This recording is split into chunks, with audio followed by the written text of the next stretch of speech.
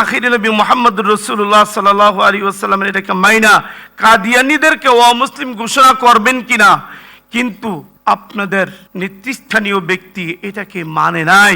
আমাদের দুইটা ঐক্যবদ্ধ একটা প্ল্যাটফর্ম, একটা হলো হেফাজত আর একটা হলো খতমে নবুওয়াত। এটি দুটোটাই হলো অরাজনৈতিক। কিছু ডাইন বামের লোক, এরা ফ্যাসিস্ট সরকারের প্রিয় পাত্র হওয়ার জন্য, হাদিয়া তোহফা খাওয়ার জন্য তারা আমাদের মুরব্বী শাইখুল ইসলাম আল্লামা আহমেদ শফি সাহেব রাহিমাহুল্লাহুর মাধ্যমে এই কথা বলাইছেন যে খালেদা জিয়া আমাদেরকে কিচ্ছুই দেয় নাই, যা দিছে শেখ হাসিনাই দিয়েছে। কথা ঠিক কিনা? এটা কারা বলাইছে? আমাদের আকীদা বিশ্বাস মাদারজাত ওলি ছিলেন শাইখুল ইসলাম আল্লামা আহমেদ শফি, এতে কোনো সন্দেহ নাই।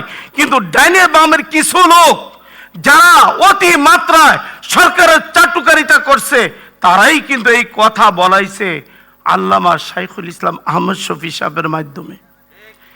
এখনো দেখতেছি কিছু লোক ফেসবুকে একটা দলের সাথে আরেকটা ইসলামী দলের বন্ধন হচ্ছে, এইভাবে দেখিয়ে দেখিয়ে ওনার মাথা গরম করি। উনিও আমাদের মুরব্বী বুজুর্গ, কিন্তু ইদফা বিল্লাতি হিয়া আহসান, আল্লাহ বলছে কোনো খারাপ কিছুকে প্রতিরোধ করতে গেলে তোমাকে ভালোভাবেই করতে হবে, ভালোবাসা ভালোভাবে।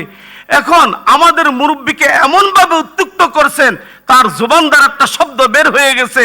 এখন এটার কারণে আমরা পুরা জাতি আমরা মাথা নত করে আমাদের চলতে হবে। আপনারা কি শুরু করছেন এগুলো? সুতরাং আপনারা যদি নাকি ইসলাম চান, আপনারা সত্যিকার যদি ইসলামকে মহাব্বত করেন, আপনারা যদি খতমে নবুয়তকে মহাব্বত করেন, ওই দিন যে অবস্থা হয়েছে খতমে নবুয়তে, দুইজন দক্ষ গোলরক্ষক থাকার কারণে খালি মাঠে গোল দেওয়া সম্ভব হয় নাই। আপনারা চেষ্টা করছেন কিন্তু আবার ড্র হয় নাই, পরাজিত হয়েছেন।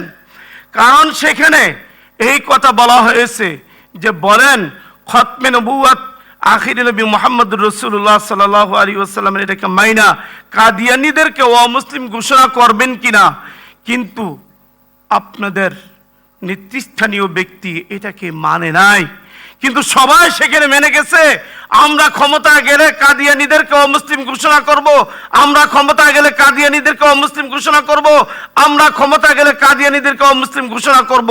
হযরত উলামায়ে কেরাম, আপনাদের হাতে পায়ে ধরি, তাহলে আপনারা কার দল অনুসরণ করবেন? যারা গোলাম মোহাম্মদ কাদিয়ানীদের কাফের ঘোষণা করবে তাদের, নাকি যারা কাদিয়ানীদেরকে অমুসলিম ঘোষণা করবে না তাদের চাটুকার হিসেবে থাকবেন? আল্লাহ ভালো জানে। আল্লাহ তাআলা আমাদেরকে হেদায়েত দান করুক, হযরত উলামায়ে কেরামকে ঐক্যবদ্ধ হওয়ার তৌফিক দান করুক।